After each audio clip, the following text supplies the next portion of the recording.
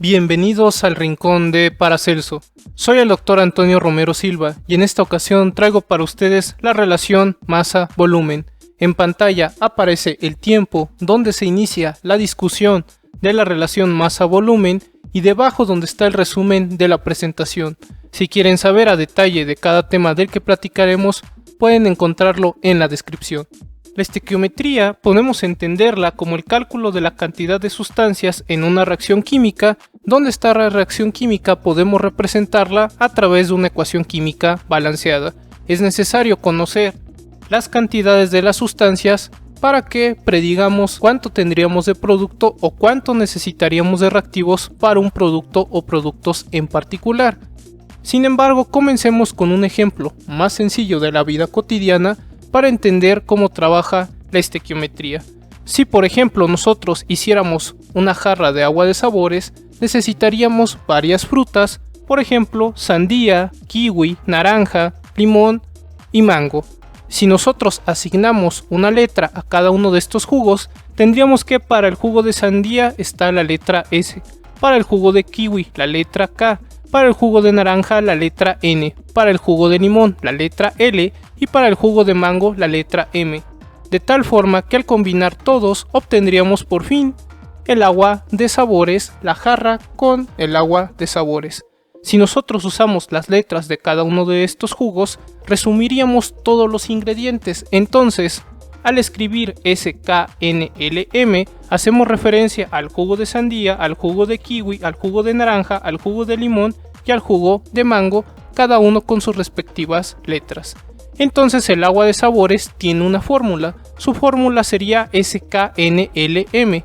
Esto lo hacemos porque las fórmulas químicas trabajan de una manera similar.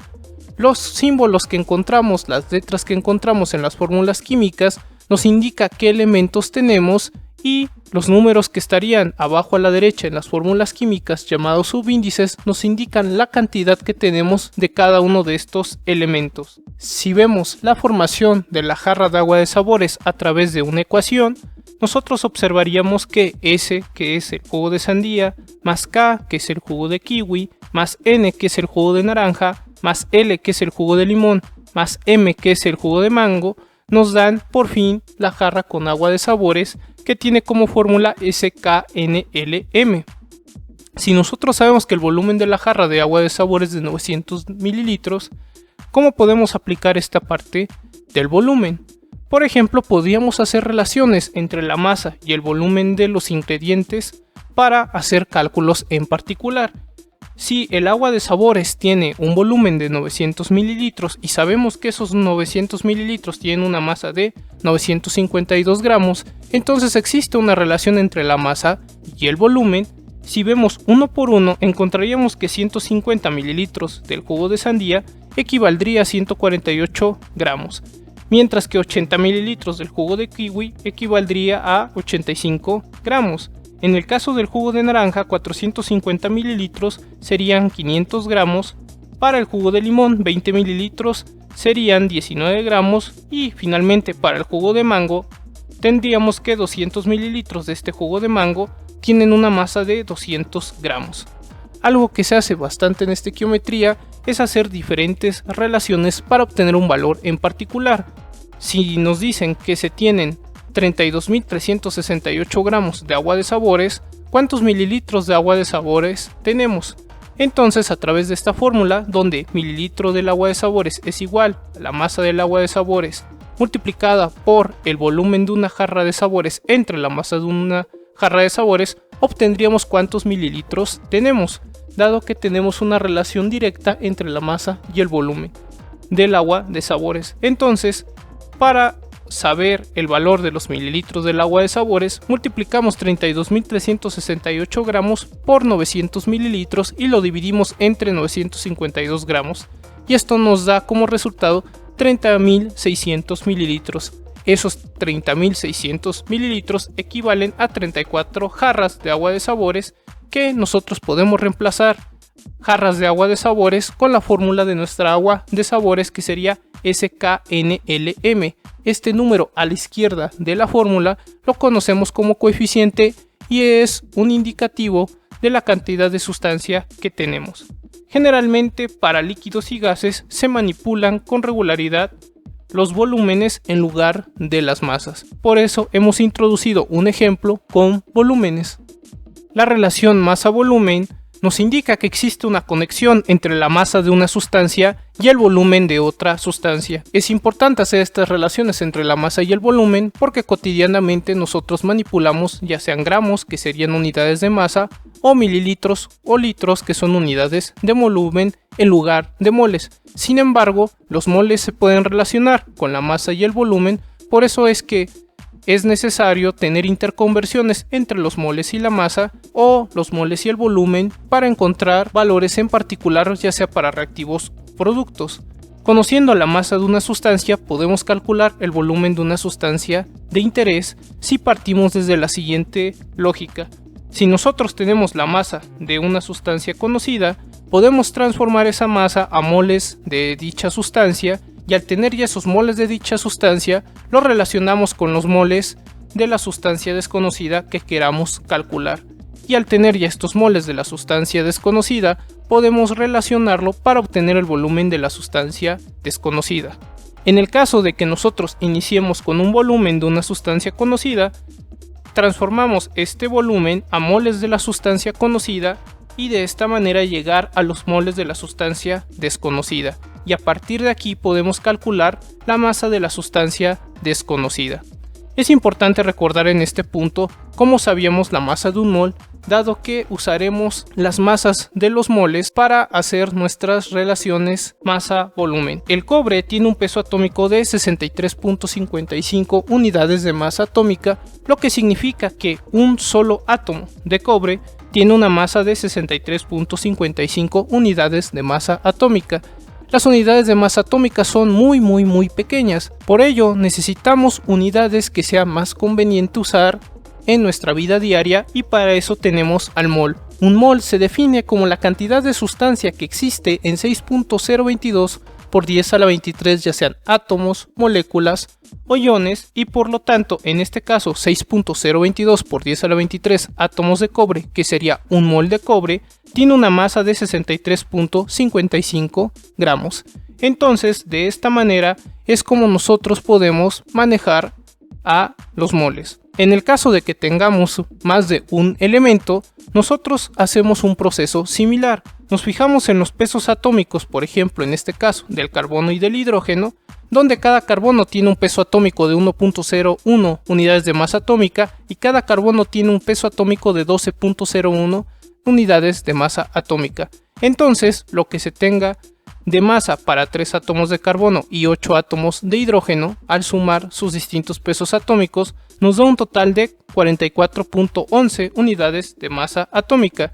Y esto, al manejarlo como un mol, tendríamos que un mol de C3H8, que este compuesto se conoce como propano, tiene una masa de 44.11 gramos para un mol.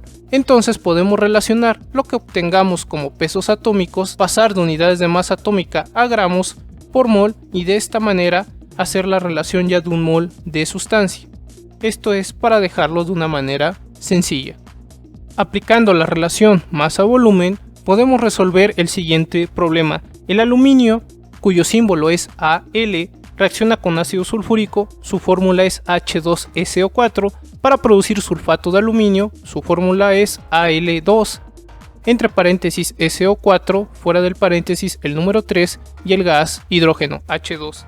Esto podemos representarlo con la ecuación química balanceada que está en pantalla, que nos indica que 2 moles de aluminio reaccionan con 3 moles de ácido sulfúrico para producir 1 mol de sulfato de aluminio y 3 moles de gas hidrógeno.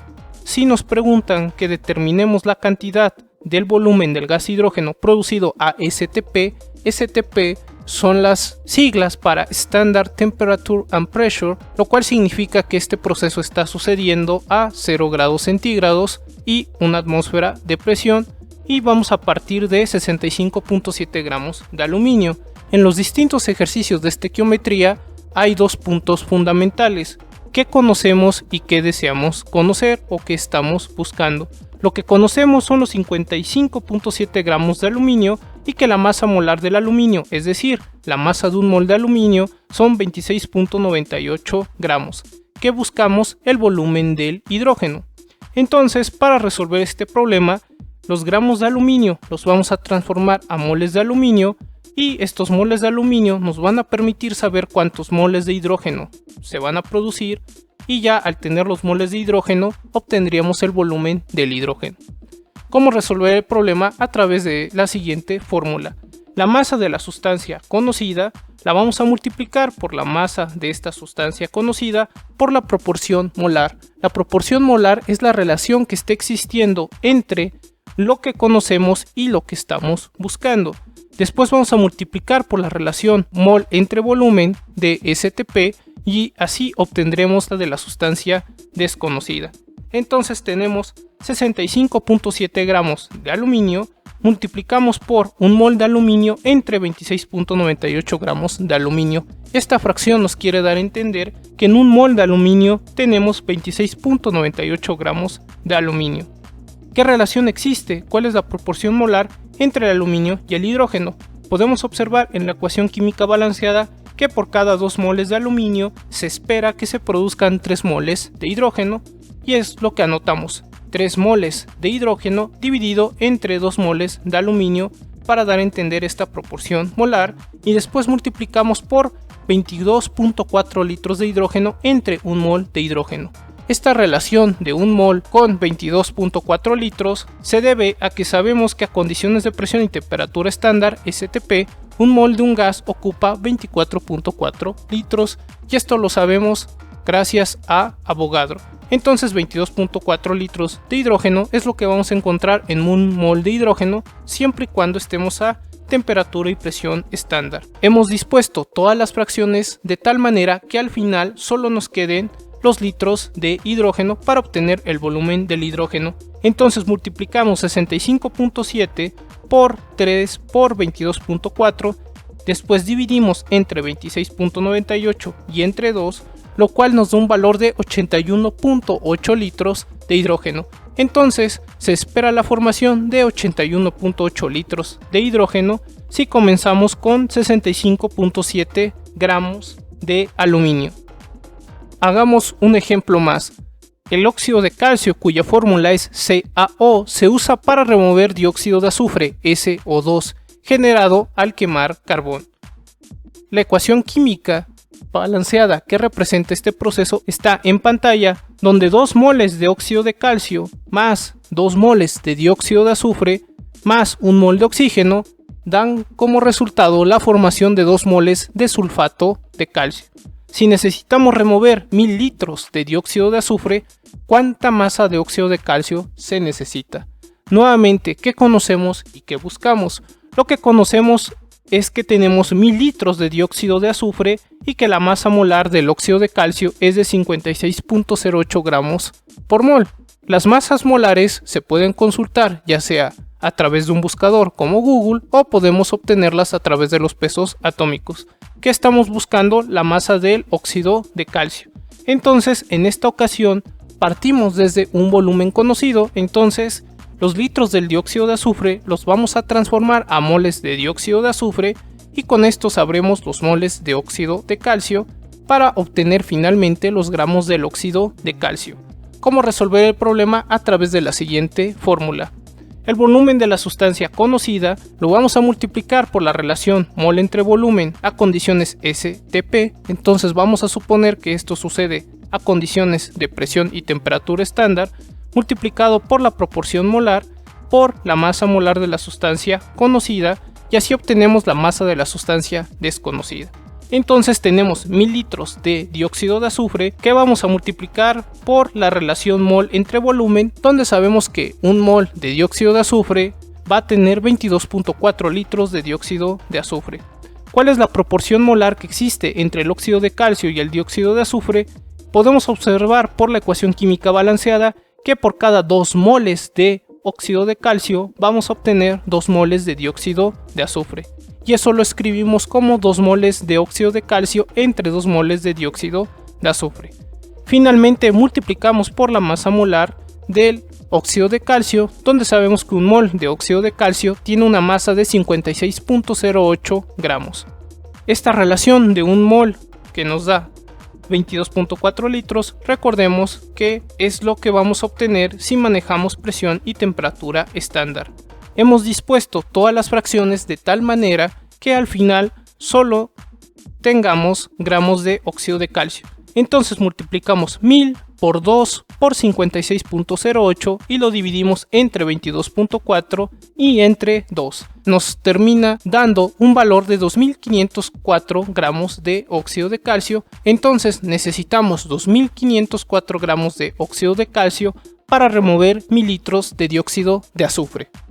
A manera de resumen, pudimos estudiar la relación masa-volumen, donde esta nos indica que existe una conexión entre la masa de una sustancia y el volumen de otra sustancia. Generalmente en el trabajo diario usamos con mayor frecuencia masa, por ejemplo en gramos, o el volumen en mililitros en lugar de moles. Sin embargo, los moles están íntimamente relacionados con la masa y el volumen, por eso es que necesitamos saber cómo se interconvierten entre ellos.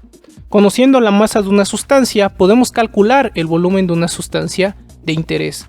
En el caso de que nosotros tengamos una relación masa-volumen, la lógica es la siguiente: la masa de la sustancia conocida la transformamos a los moles de esta sustancia y de esta forma podemos obtener los moles de la sustancia desconocida, que a su vez nos van a dar paso a obtener el volumen de la sustancia desconocida. ¿Cómo resolver entonces este problema de relación masa-volumen? A través de la siguiente fórmula. La masa de la sustancia conocida la multiplicamos por la masa molar de la sustancia conocida por la proporción molar. Esta proporción molar es la relación en moles que existe entre la sustancia conocida y la sustancia desconocida. Finalmente multiplicamos por la relación mol entre volumen de STP para así obtener el volumen de nuestra sustancia desconocida. En el caso que partamos desde volumen, entonces el volumen de la sustancia conocida nos va a ayudar a obtener los moles de la sustancia conocida y a partir de ahí calcular los moles de la sustancia desconocida y finalmente obtener la masa de la sustancia desconocida. Para resolver este problema lo hacemos con la siguiente fórmula. El volumen de la sustancia conocida lo multiplicamos por la relación mol entre volumen STP. STP son las siglas para presión y temperatura estándar, que después multiplicamos por la proporción molar por la masa molar de la sustancia conocida y así obtenemos la masa de la sustancia desconocida. Es importante recordar que esta relación mol entre volumen STP es que por cada mol que tengamos de un gas se van a ocupar 22.4 litros y esto lo sabemos gracias a Avogadro. Esto sería todo para la relación masa-volumen o volumen-masa. Gracias por visitar el rincón de Paracelso. Si tienen dudas o preguntas, por favor háganmelo saber en la caja de comentarios. Yo he sido el Dr. Antonio Romero Silva. Hasta la próxima.